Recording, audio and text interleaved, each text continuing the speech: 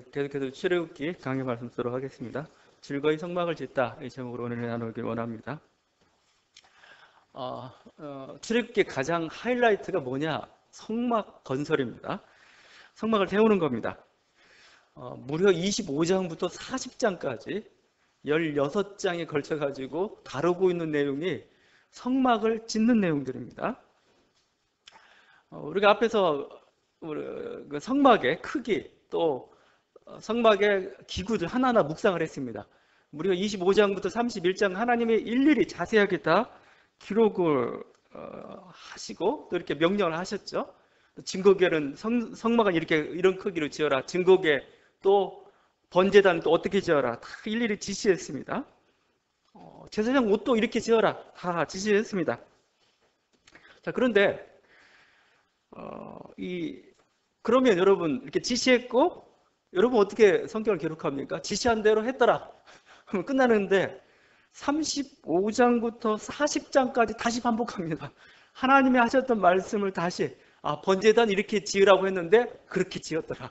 하나하나 또 증거궤는 이렇게 지으라고 했는데 제사장의 옷은 이렇게 만들라고 했는데 또 다시 반복을 해요. 지루할 정도로 반복을 합니다. 왜 이러느냐 이겁니다.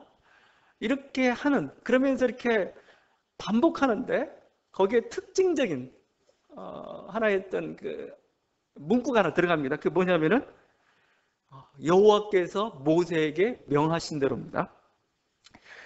출애굽기 39장 42절에 43절 마지막 이제 다 완성하면서 이렇게 표현합니다. 여호와께서 모세에게 명하신 대로 이스라엘 자손이 모든 역사를 마침에 모세가 그 마친 모든 것을 본즉 여호와께서 명령하신 대로 되었으므로 모세가 그들에게 축복하였더라. 여호와께서 명령하신 대로 이 계속 반복입니다. 여호와께서 명령하신 대로 제사장 옷을 이렇게 지었고 여호와께서 명령하신 대로 번제단을 지었고 여호와께서 명령하신 대로 이거죠. 말씀하신 대로 지었다 이겁니다. 왜 그럴까요? 모세가 미리 내다봤는지 모르겠지만 이스라엘이 결정적으로 실패한 이유가 뭐냐 이겁니다. 말씀에 불순종해서 그래요. 말씀을 안 들어서 그렇습니다. 하나님 말씀한 대로 해야 되는데 그렇게 하지 않았어요. 그들은 그냥 말씀대로 하지 않고 세상의 방식대로 살았어요. 그러다가 망한 거죠. 가나안 땅에 가니까 바알 우상을 섬기는 게 당시 가치관이고 풍습이고 유행이에요. 그렇게 하면 잘 될 것 같다 했는데 망해버렸습니다.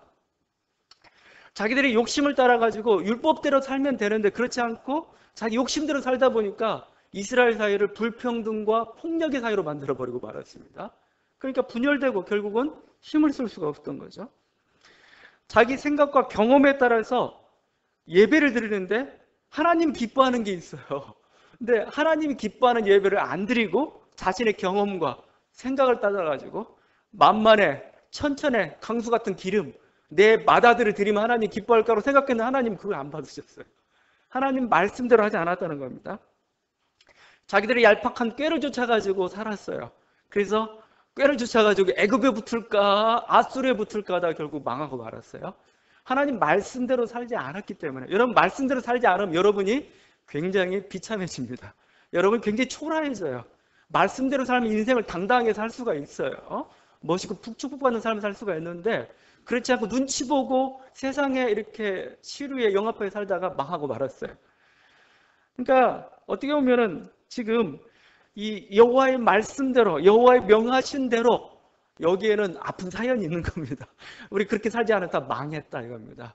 우리가 잘 살려면은 우리가 제대로 살려면 여호와께서 명령하신 대로 그래서 계속 반복하고 있는 거고 성막 건설을 통해서 그거 훈련하고 있는 겁니다. 지금 훈련시키고 있는 겁니다. 너 하나하나 하나님 말씀 지시하는 대로 한번 살아봐. 그래야 네가 살 수가 있어. 하면서 계속 반복하고 있는 거고 또 반복하고 또 반복해서 하는 거죠.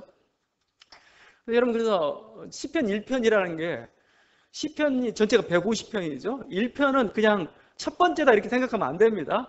시편 전체의 서론입니다. 시편 전체의 해답을 시편 1편이 가지고 있습니다.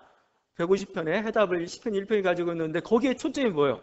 복 있는 사람이 누구냐 이거예요. 복 있는 사람이 여호와의 율법을 주야로 묵상하는 자가 복이 있다. 그냥 묵상만 하는 거 아니죠. 말씀을 듣고 순종하는 자가 복이 있다 이거죠. 그들에게 생명과 형통함이 있다.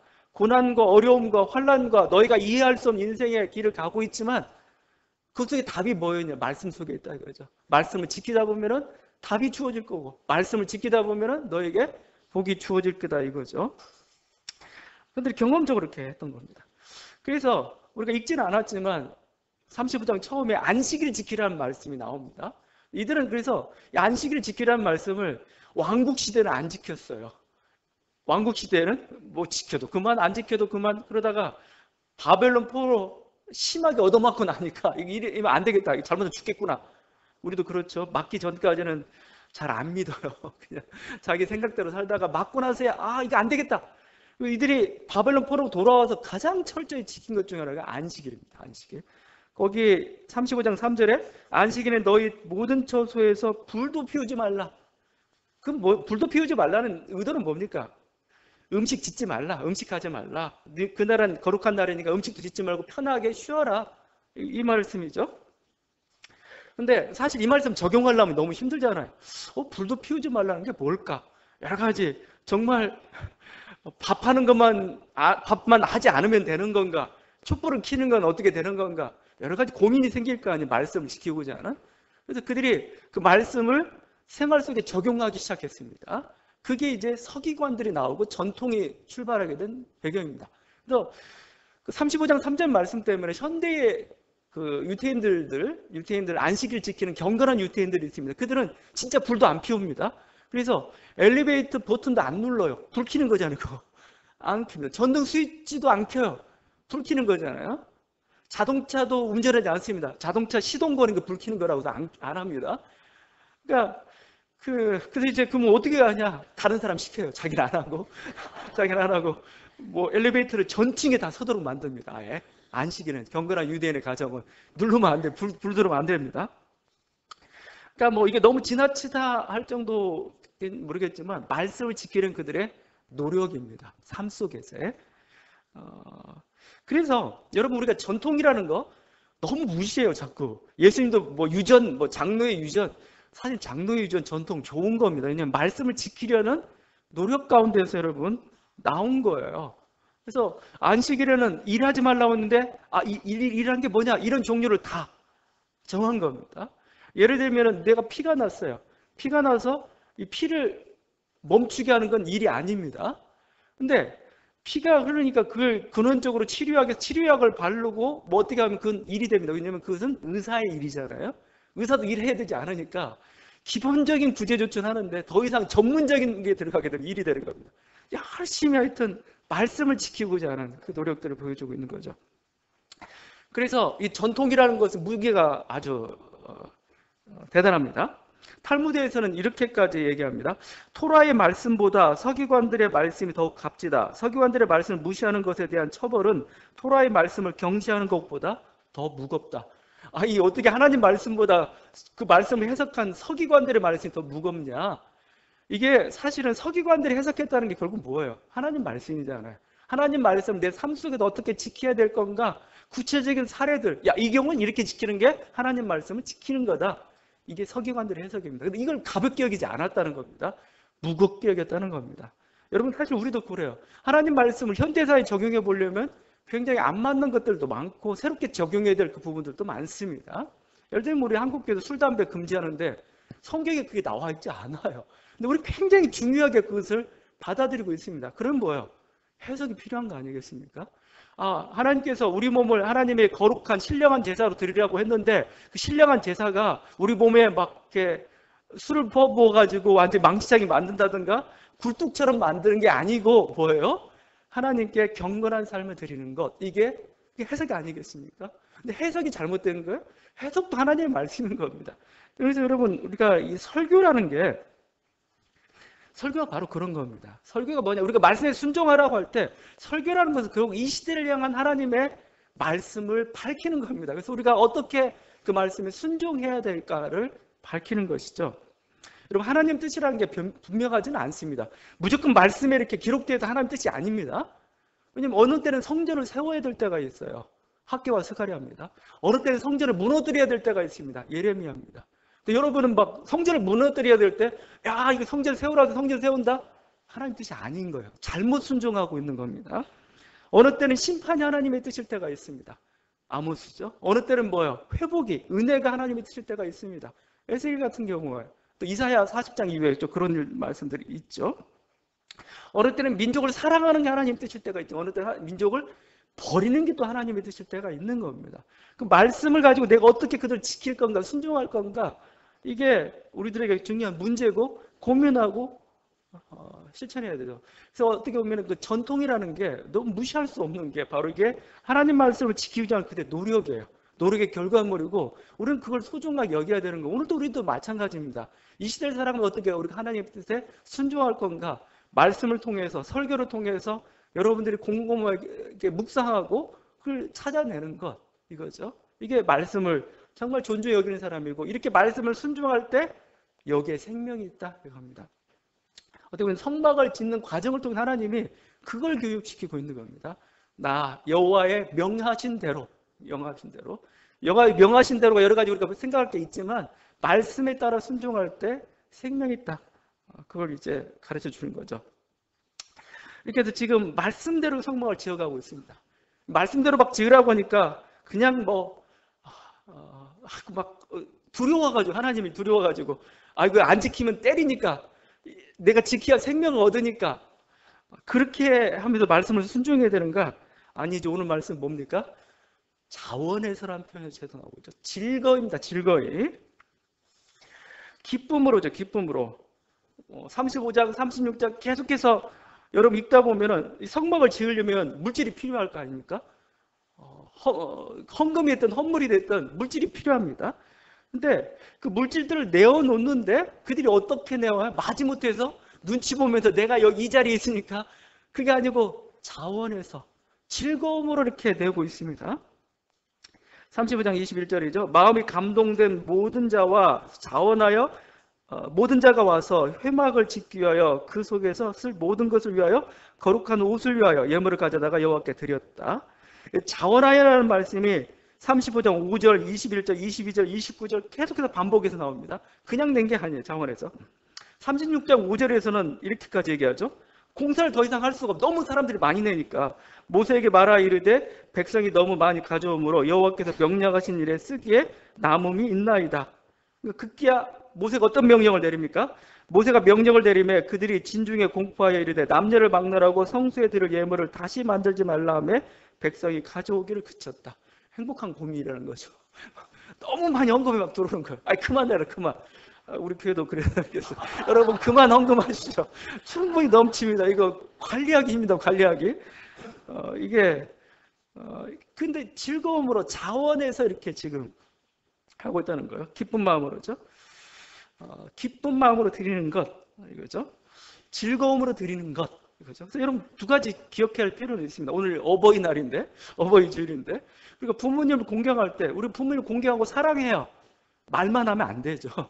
선물이 있어야 됩니다. 선물이 사실은 보답이 있어야 되죠. 그게 진짜 사랑이죠. 나 사랑해 오고 전화만 하고 딱 끝났어요. 그러면 제가 정말 사랑하는지.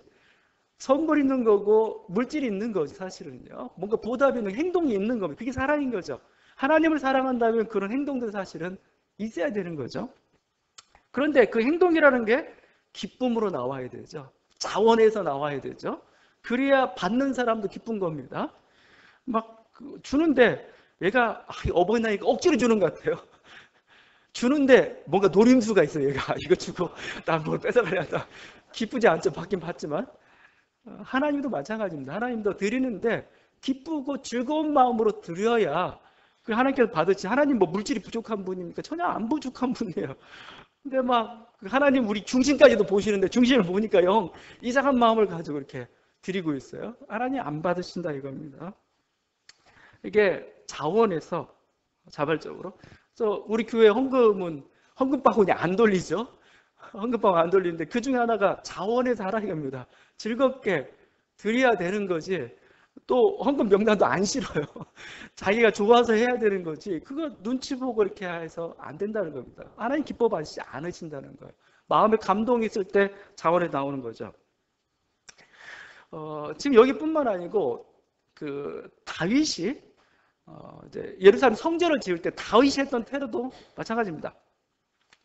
다윗이 그 성전을 지으려고 그랬어요. 근데 하나님이 허락하지 않습니다. 왜냐하면 다윗의 손에 피가 너무 많이 묻었어요. 그래서 허락하지 않았다. 제가 보니까 하나님이 다윗에게 모든 영광을 주지 않았던 것 같아요. 너 왕국도 세우고 성전까지 세우면 다 했잖아. 아닙니다. 하나님은 뭐예요? 너는 왕국만 통일시킨 거, 하나님 말씀대로 산 거, 그거 거기까지야. 모세도 가나안 땅에 못 들어가게 했잖아요. 하나님께서 하여튼 그 영광의 극치를 주지 않았어요. 하여튼 하나님께서 건수 잡아가지고 다윗 성전 못 짓게 했습니다. 그럼 다윗이 가만히 있었느냐? 아니에요. 내 아들 솔로몬이 성전을 지을 텐데 그 지을 때 성전에 소용될 수 있는 그 모든 물품들을 자기가 미리 모아놨습니다. 다 준비해놨습니다. 넌 짓기만 해. 준 거죠. 이렇게 말씀하면 역대상 29장 2절하고 3절인데 내가 이미 내 하나님의 성전을 위하여 힘을 다하여 준비하였는, 그냥 적당히 준비한 게 아니고 힘을 다하여 준비했다고 합니다. 곧 기구를 만들 금과 은과 놋과 철과 나무와 또 만호와 가공할 검은 보석과 채석과 다른 모든 보석과 옥돌이 매우 많으며 성전을 위하여 준비한 이 모든 것 외에도 내 마음이 내 하나님의 성전을 사모함으로 내가 사유한 금, 은으로 내 하나님의 성전을 위하여 드렸노니. 그러니까 어떤 공동 그것도 아니고 자기 것까지 다 해가지고 계속 힘을 다하여 내가 사모함으로, 하나님의 전을 사모함으로 미리 성전을 지을 재료들, 재물들을 다 준비해놨다. 다윗만 그런 게 아니고 백성들도 그렇게 했습니다. 역대기서 말씀인데 백성들은 자원하여 드렸으므로 기뻐하였으니 곧 그들이 성심으로 여호와께 자원하여 드렸으므로 다윗 왕도 심히 기뻐. 여기 자원이 또 나와요. 자발적으로 즐거움으로 드렸다 이겁니다. 그냥 안 하면 다윗 왕이 혼낼 것 같으니까 성이 보여야 되니까 그게 아니고 기쁨으로 이렇게 했다는 거예요. 계속해서 하나님 말씀, 나와 내 백성이 무엇이기 이처럼 즐거운 마음으로 들을 힘이 있었나이까. 모든 것이 주께로 말미암아 싸우니 우리가 주의 손에서 받은 것으로 주께 드렸을 뿐입니다. 이거 드리면서도 생색내지 않았어요. 하나님이 주신 것, 그 중에 일부를 저희가 드린 겁니다. 이렇게 하고 있죠. 여러분, 역대기에서 특별히 성전을 만드는 장면 속에서 제일 그러니까 여러 번 반복되는 단어 중에 하나가 즐거입니다. 즐거이. 나중에 한번 검색해보자. 즐거이 드렸답니다. 즐거이. 마지막에 드린 게 아니죠. 이걸 알았기 때문에 바울은 헌금에도 이렇게 표현해요. 헌금이란 게 뭐냐 할 때 각각 그 마음에 정한 대로 할 것이요 인색함으로나 억지로 하지 말지니 하나님은 즐겨내는 자를 사랑하는. 즐거움으로 자발적으로 내는 걸 사랑하는 거지. 여러분 마지못하면 내지 마세요. 이거 제가 언제 눈치 줍니까, 여러분이? 그러니까 이게 즐거움이라는 게, 자발성이라는 게 굉장히 중요해요. 내 마음이 기쁘지 않는데 그럼 하지 마세요. 봉사가 됐든 뭐가 됐든 마음에 즐거움이 없으면, 이게 즐거움이라는 건 굉장히 중요한 사인입니다. 그게 없으면 짐이 되는 거고 힘들어지는 겁니다. 그러니까 이게 억지로 된 걸 기뻐하지 않는다는 거죠. 억지로 내면 탈이 납니다. 언제 탈이 났느냐? 다윗은 이렇게 열심히 모아놨는데 솔로몬 때 탈이 나고 말았어요. 솔로몬 때. 솔로몬이 다윗이 모아놓은 그 헌물들을 가지고 성전을 짓는데, 성전을 지으려면 사람이 필요한 거 아니겠습니까? 강제로 했습니다. 강제로. 그런데 결국 이것 때문에 이스라엘이 분열되는 그런 위기에 처하게 되고 말았습니다. 자기 성전을 지을 때 강제로 사람들을 몰아붙였을 뿐만 아니라 자기 왕궁을 짓는데도 사람들을 강제 동원했습니다. 그래서 솔로몬이 죽고 그 아들 르호보암이 왕의 자리에 올랐어요. 딱 왕의 자리에 올랐는데 열지파 대표가 와가지고 이렇게 얘기합니다. 왕의 아버지가, 솔로몬이죠, 우리의 멍에를 무겁게 하였으나 왕은 이제 왕의 아버지가 우리에게 시킨 고역과 매운 무거운 멍에를 가볍게 하소서. 그리하시면 우리가 왕을 섬기겠나이다. 당신들 솔로몬도 얼마나 많은 고역과 이거 힘들었는데 이제 이거 좀 자유롭게 해주고 우리 좀 편안하게 좀 해달라 이거죠. 처음엔 자발적으로 났는지 모르겠는데 하여튼 그게 강제가 돼버린 겁니다. 결국 이 말을 르호보암이 안 듣죠. 나도 솔로몬처럼 강제로 하겠어 하다 결국 나라가 두 쪽이 나고 마는 겁니다. 북왕국 10지파, 남왕국 2지파의 분열이 바로 이런 일로 발생했던 것이죠. 그 조너선 섹스라는 사람이 있습니다. 이 사람이 사회의 재창조라는 책을 썼어요. 거기서 특별히 이 장면을 보면서 이렇게 분석을 했습니다. 자발적 기여로 창조된 성막은, 지금 모세 시대죠, 민족을 통합시켰으나 강제 징발된 노동력의 산물인 성전은 민족을 분열시켰다 이거죠. 똑같은 성전을 짓고 있는데 자발적으로 된 곳은 오히려 통합하고 기쁨이 있는데 강제로 한 것은 뭐예요? 완전히 분열시켜버렸죠. 망하게 만든 거죠.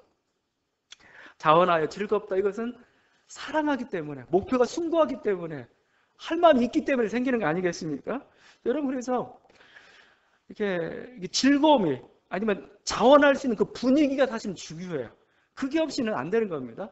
그 가장 중요한 거라서 우리가 민족 공동체성이란 말을 쓰게 됩니다. 한 민족도 결국 어떻게 보면 누가 헌신하고 희생하고 그래서 한 민족이 이렇게 발전하기도 하고 어려움을 극복하기도 하고 그런 거 아니겠습니까?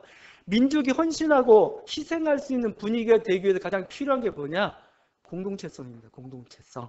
굉장히 중요한 거죠. 공동체성은 다른 식으로 표현하게 되면 가족됨입니다. 가족. 우리가 한 가족이라는 겁니다. 내가 사랑하기 때문에 내 가족을 위해서 희생할 수 있어. 그랬을 때야 우리가 민족을 위해서 희생할 수 있는 거 아니겠습니까? 그래서 가장 나쁜 게 뭐예요? 불평등과 분열입니다. 한 민족을 불평등으로 이끌어가고 여기서 분열을 이끌어내는 것은 민족의 에너지를 약화시키는, 희생하려고 하지 않아요. 우리 요즘 계속 문제가 되고 있는 소위 갑질이라는 거, 굉장히 큰 문제입니다. 제가 나를 힘들게 했을 정도가 아니고 그 속에서 뭐예요? 민족 공동체성을 깨버리는 거죠. 내가 왜 희생해? 이렇게 되는 겁니다. 위기 때 나만 살면 돼 이거예요. 요즘 양적 완화니 해가지고 어려운 말 쓰면서 돈 풀겠다 이거죠.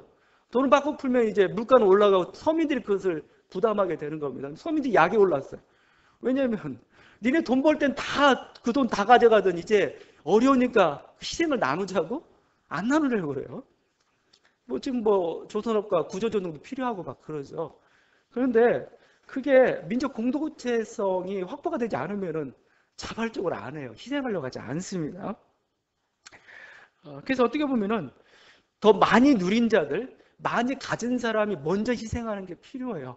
나는 이만큼 누렸으니까 이만큼 내어놓겠다. 더 내놓겠다. 그럴 때 나머지도 그래, 그렇다면 우리도 이 정도 몫은 우리가 감당하겠다. 그래서 민족이 위기를 이겨내는 겁니다. IMF 때 우리 금모기 운동도 사실은 그렇게 나왔단 말입니다. 근데 지금처럼 이렇게 불평등과 분열이 있는 이 상태에서 당신 희생하시오. 안 해요.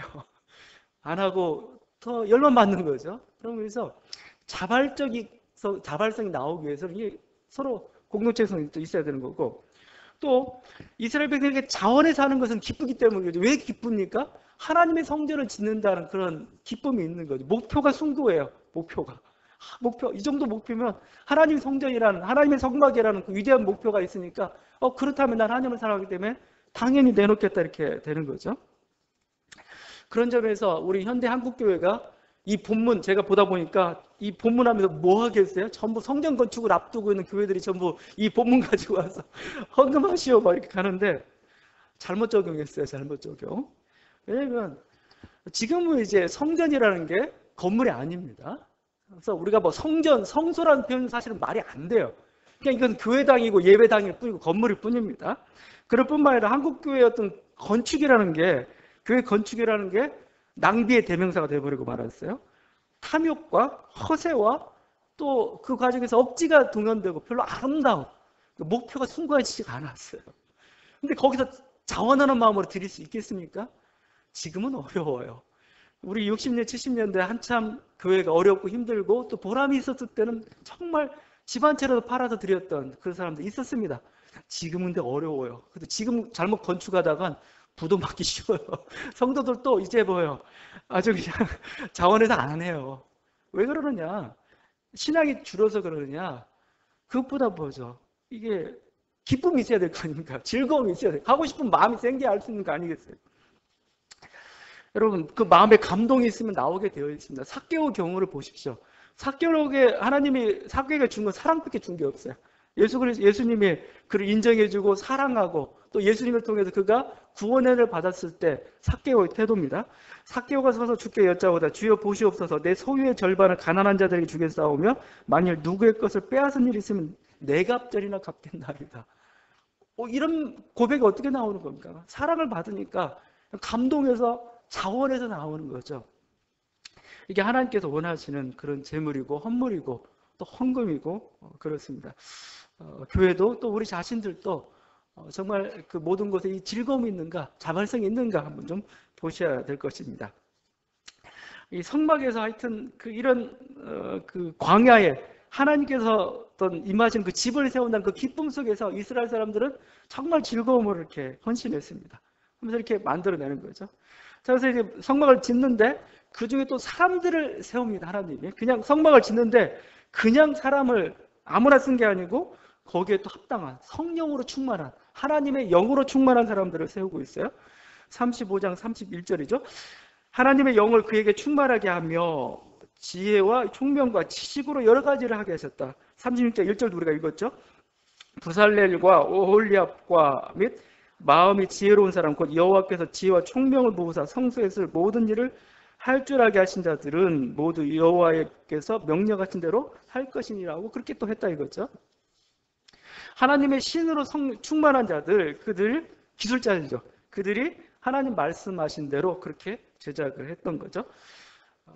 그러니까 이게 그냥 일을 한 게 아닙니다. 성령이 충만한 사람들. 근데 이게 여기만 그런 게 아니고 사도행전을 보게 되면 그 초대교회가 사도들이 막 말씀을 전하면서 부흥이 일어나고 바빴습니다. 말씀도 전하고 봉사도 하고 굉장히 바쁘다 보니까 자꾸 봉사에 빈 곳이 생깁니다. 그래서 사람을 세우라고 합니다. 봉사에 전념할 7 집사를 임명하는데 그 7 집사의 조건이 이렇게 되는 겁니다. 형제들아 너희 가운데서 성령과 지혜가 충만하여 칭찬받는 사람 7을 택하라. 우리가 이 일을 그들에게 맡기고 그냥 인정받는 사람이 아니고 뭐죠? 성령과 지혜가 충만한 사람을 세우라 이겁니다. 여러분 그래서 성령은 어떤 영이냐? 계산을 잘하게 하는 영입니다. 봉사하려면 막 누가 빠졌나? 누구 봉사해야 되는데 계산 잘해야 되죠. 게을르면 안 되죠. 게을르지 않게 하는 영입니다. 욕심을 내면 안 되죠. 경건과 절제하게 하는 영입니다. 이 사람이 성령 충만한 사람이죠. 모든 도덕성과 모든 기술력과 그걸 주셔가 하나님이 일을 해내는 거죠.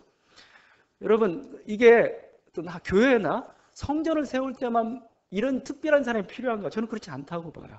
모든 세상 일에 있어서도 하나님의 신이 필요합니다. 여러분이 가지고 있는 직업이나 여러분이 하고 있는 그 모든 일에서 여러분이 필요한 게 탁월함입니다. 탁월함. 성령으로 말미암아서 하나님의 신으로 말미암아서 여러분 탁월함을 입는 것 이게 필요합니다.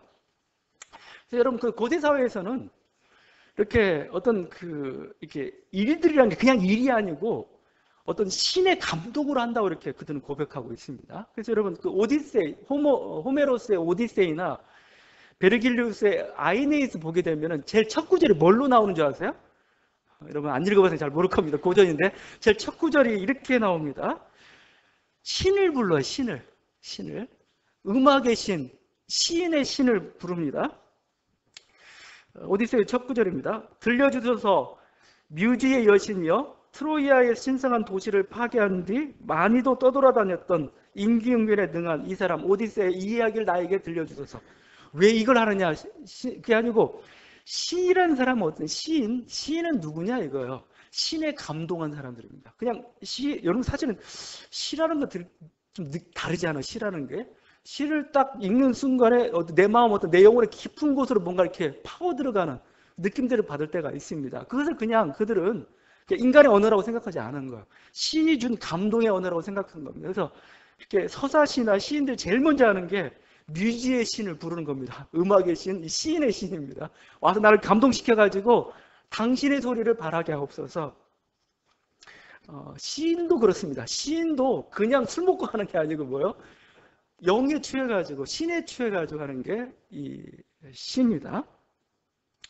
그래서 여러분 그 고대 사회에서 중요한 덕목 중에 하나가 우리가 뭐 플라톤의 사주덕 이런 얘기를 합니다. 뭐 절제, 용기 뭐 하면서 사주적 중에 하나가 덕이라는 게 있습니다. 덕. 근데 이 덕이라는 게 그냥 도덕성이 아니에요. 도덕성이 아니고 아레테입니다. 아레테인데 탁월함입니다. 탁월함. 그러니까 자기가 맡은 분야에 있어서의 탁월함 이게 덕이라는 겁니다. 덕. 그래서 이제 테크닉이라는 건 뭡니까? 이 탁월함에 이르는 과정을 얘기하는 겁니다. 과정. 이 아레테 탁월함에 이르는 어떻게 보면 이게 가장 탁월한 이상적인 목표. 이걸 향해서 나아가는 그때 필요한 게 테크네라고 해서 테크닉이 거기서 나온 겁니다. 그 기술들이 필요하다 이거죠. 여러분 세상 일을 감당할 때도 탁월함이 필요합니다. 이 탁월함이 어디서부터 나오느냐? 하나님의 신으로부터 나온다고 생각해요. 여러분이 지금 뭐 여러 가지 막 이렇게 막 분업화되고 전문성을 갖기 참 어려운 그 시대지만 그래도 여러분이 가지고 있는 그 일에서 여러분이 탁월할 수 있기를 간절히 바랍니다. 잠언서의 말씀입니다. 여호와는 지혜를 주시며 지식과 명철을 그 입에서 내신다. 지혜, 지식, 명철, 그냥 여러분 그냥 어떤 도덕성이나 뭐 하나님을 아는 그 정도 현명한 정도가 아니고 이건 뭐예요? 실제 탁월함입니다. 실제 탁월함. 내가 왕 앞에 서서 왕의 모사가 되었을 때 어떻게 정치를 잘 이끌어갈 것인가. 잠언서가 사실은 그런 식으로 교육이 되었던 거예요. 자녀 교육뿐만 아니고 잠언서의 원래는 뭐예요? 그 왕의 신하들을 교육하는 책 중에 하나가 잠언서입니다. 하나님께서 지혜를 주신다는 겁니다. 지식을 주시고 명철을 주신다는 거죠. 여호와를 경외하는 것이 지식의 근본이다. 지식. 이게 단순히 그냥 이게 여호와를 경외하는 지식의 근본이라 할 때 여러 가지 것을 가지고 있습니다.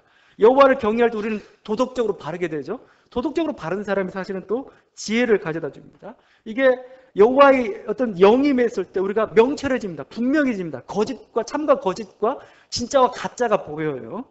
또 여호와의 영은 뭐예요? 우리로 하여금 테크니션이 되게 한다 저는 생각합니다. 탁월한 테크니션이 되게 합니다. 그래서 저는 그래서 신앙인들이 좀 하는데 좀 촌스러울 때가 좀 많아요. 그럼 좀 화가 나요. 너무 촌스러우면 아이고 촌스러워하게 세련되지 못함을 막 은혜나 사랑으로 품자 이렇게 갑니다. 물론 우리가 아마추어면 그럴 수 있겠는데 내가 그 일이 내 본업인데도 불구하고 엉터리로 해놓고 사랑으로 받아주십시오 하면은 조금 그래요. 사랑으로 품을 수는 있겠지만 하나님이 원하는 그 탁월하면은 그게 복이죠. 그게 인정받는 그런 사람들이죠. 여러분 세상이 아름답잖아요. 왜 아름답습니까? 탁월하신 하나님이 이 천지를 만드셨기 때문에 아름다운 겁니다. 우리는 그런 하나님의 형상을 닮은 사람들입니다. 하나님의 형상을 받은 사람들이에요.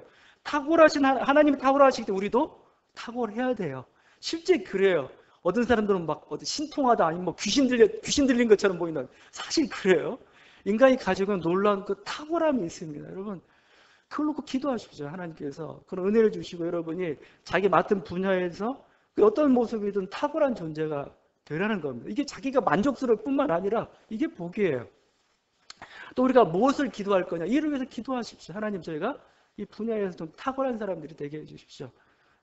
지금 하나님께서는 성전을 짓는데 성막을 짓는데 그냥 아니고 탁월한 사람들 부르셔서 그 일들을 해내고 있습니다. 초대교회도 교회를 섬길 때도 이런 성령에 취한 사람들 그 사람들 필요한 거. 우리가 세상 일을 할 때도 이 하나님의 영으로 충만한 사람들 그 일에 잘할 수 있는 사람들 필요합니다. 하나님께서 우리를 그렇게 세우시고 또 그런 복을 주십니다.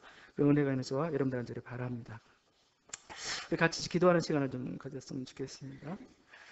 다시 한번 우리가 이 주의 전을 사모하는 열심이라고 할 수가 있어요. 하나님을 사모하는 열심, 이 열심에서부터 즐거움과 자발성이 나오고 있습니다. 하나님 우리가 다시 한번 하나님을 사랑하는 하나님 내에는 하나님을 사랑하는 그 열정 있게 하여 주옵소서.